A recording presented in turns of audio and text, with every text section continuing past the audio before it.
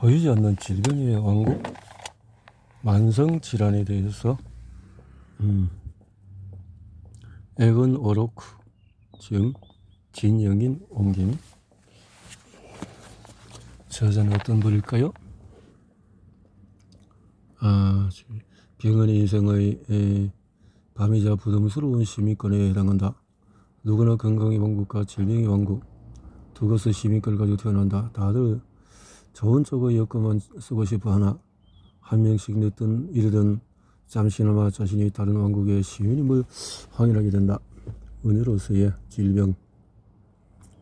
확실한 단서와 증거가 없으면 인간은 타인의 고통을 잘 알아보지 못한다. 그리하여 보이지 않는 병은 대개 인정받지 못하는 반면에 심각해도 눈에 띄면 관심을 갖는다. 나는 복용하던 약에 심각한 알레르기 반응이 생겨서 얼굴이 부어서 발끝까지 피부가 벗겨지고 염증이 생겼다. 그 모습을 본 모두가 말했다. 너무 안쓰러워. 의사는 내 아픔을 얼른 들어 주었다. 그렇지만 이 발진은 끔찍하긴 했어도 내가 가장 아팠던 시절에 비하면 아무것도 아니었다. 차이는 그 시절의 증상이 전혀 티가 안 난다는 거였다. 병은 심각했으나 보이지 않았다. 보이지 않는 현실이 모든 차이를 만들어냈다. 내가 보이지 않는다는 것, 그 자체로서 나는 거의 죽을 뻔했다. 본문 중에서 보이지 않는 질병의 왕국.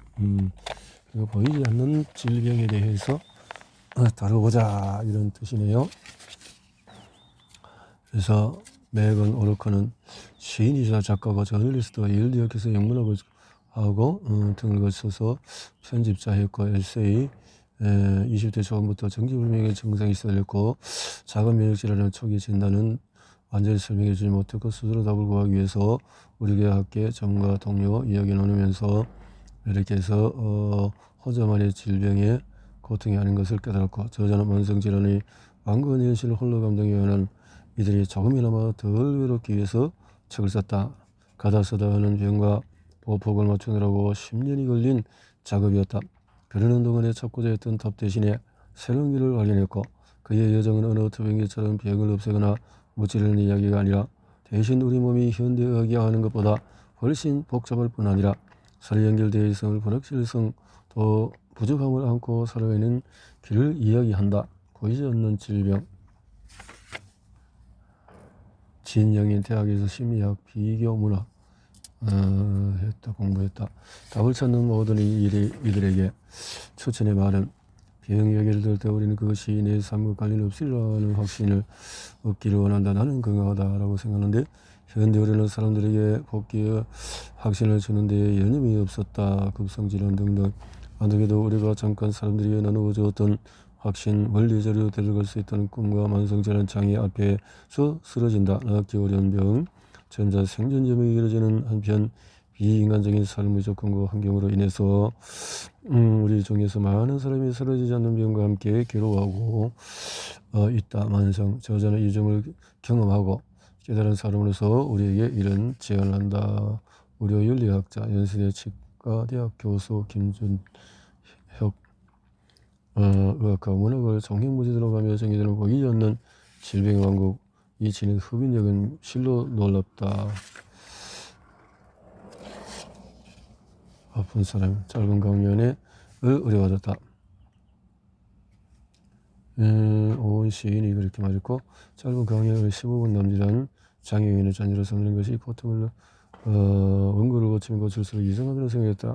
장애를 가진다는 것이 안타깝고 슬픈 일이 아니라는 것을 말하기 위해서 장애가 가져다주는 통찰과 지혜를 열거하며 다른 놈이 자본주의 사회에서 쓸모가 있음을 증명해야 했다. 그래야만 비로소 비장애인 중심 사회에서 받아들일 수 있는 이야기가 되었다.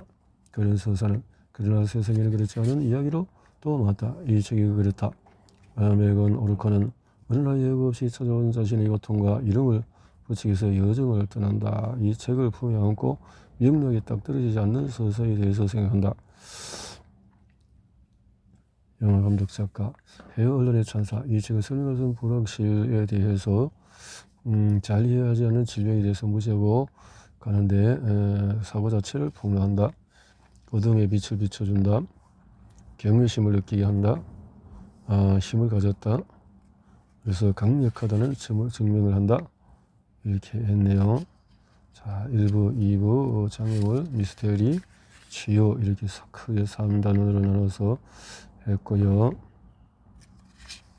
서문은 병 이야기는 보통 깜짝 놀랄 사건을 시작한다. 슈퍼마켓에서 쓰러지거나 정기검진에서 복부에 혹이 잡힌다거나 등등 1990년 후반에 대학 졸업 직후부터 아팠다는 이야기로 시작할 수 있겠다. 매일같이 두드러기 나고 어지럽고 만성 통증, 식은 그래서 2008년 어머니가 세상에 바이러스에 감염되어서 피로로 온몸이 새고 림프 절이 몇 달 동안 아팠다. 어머니가 돌아가시고 3년 후에 무시할 수 없을 만큼 심해졌다는 이렇게 앙상하고 낯선 생김새의 야자나무 가지가 흩어져 참 지저분하고 이것을 좀 봐. 내 마을에 짐은 벌겋게 부은 염수성 발진을 보였다. 그거 이상한데? 그 기묘한 발진은 당시 내가 생각했던 것보다 훨씬 더 기묘한 증상이었다. 내가 의학 지식의 경계에 살고 있다는 사실을 몰랐다. 1997년 대학 졸업 이후에 간헐적으로 몸이 편치 않았다가 이제는 상태가 쭉 나빠지고 있었다. 수행을 못하는 사람이 점점 깊은 물로 들어가는 것처럼 그래 아무도 이유도 모르고 이렇게 이런 모를 고질병에 사로잡힌 나를 이해하고 싶었다. 고통에 대해서 저자가 내 건강이 갑자기 나빠진 2012년 이런 질환들이 거의 연구되지 않았고 논의된 적도 없다. 잠재된 정신질환의 소출로 보는 관점이 흔했다.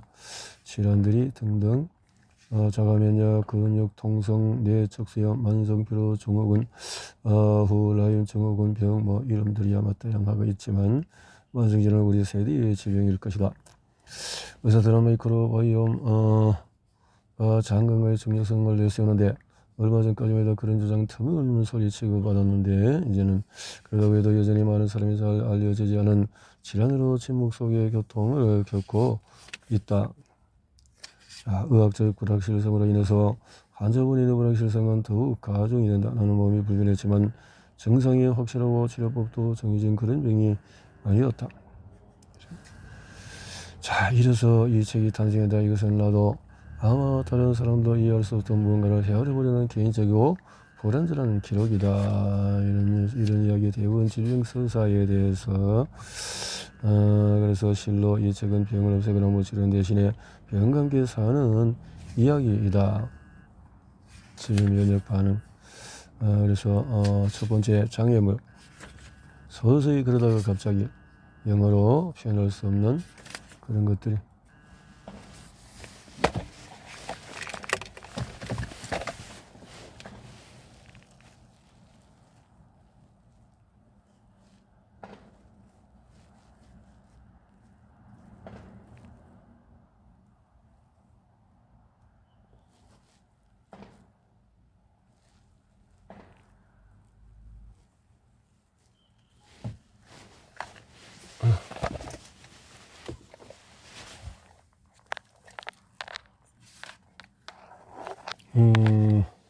잠시 보자.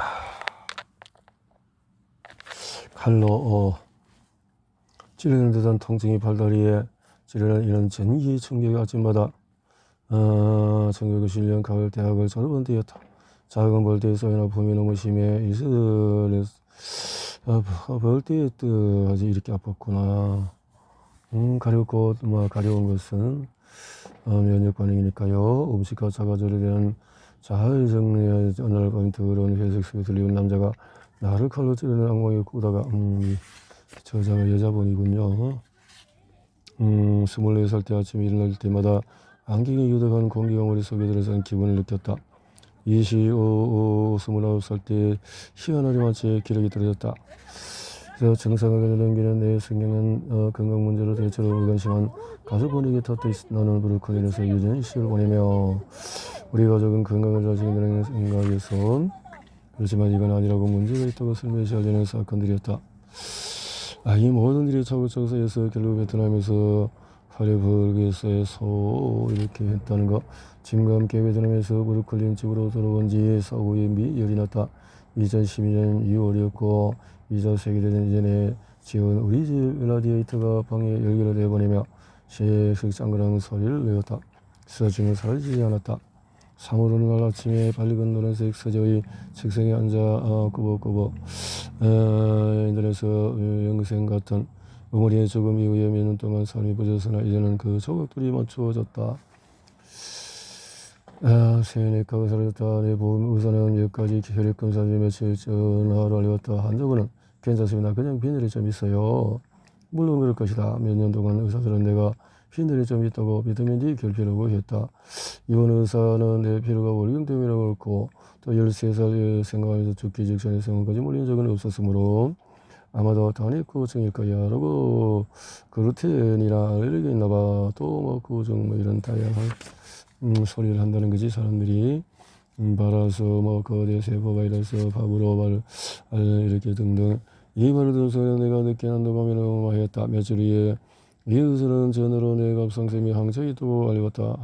갑상샘 몸에 있는 나비 모양의 내 분비관이며 나는 이 진단명이 뭘 의미하는지 걱정하지 않고 그 진단명이 나왔다는 사실이 만족했다. 진단명이 의사는 그런 내 갑상샘에 항체가 있다고.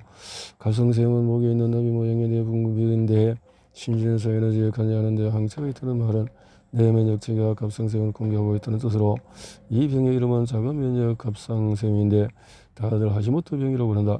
갑상샘이 많으면 흔히 갑상샘 호르몬의 양이 비정상적으로 줄어들고 그것 때문에 몸이 축 처지고 머릿속이 멍해진다. 나는 이 진단명이 의미하는지를 걱정하지 않고 그저 진단명이 나왔다는 사실에 만족하고 갑상질환은 흔하며 치료가 관련된 자료를 전해 읽기도 했다. 이 병이 걸린 지인들은 상태가 괜찮았다.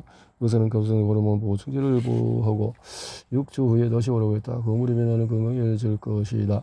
안도예우성을 내셨다. 하지만 6주가 지나도 상태는 호전되지 않았고 오히려 나빠졌다. 여름이 놀러리 많지 낮았고 음식을 먹으면 언제나 두통이 왔고 침대에 일어나다가도 기절날이 또 어떤 날은 또 눈에 피부에 촛불 같은 것 같은 뜨거운 통증이 등에까지. 나처럼 주로 집에서 일하는 친구 이렇게 5월 후반에 비의사를 다시 만났다.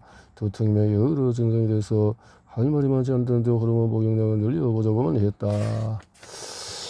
그러니까 뭐 이런 진단이라는 것이 다 그런 힘든 소리들이라 는 거죠. 이 자가 면역이라는 이 스토리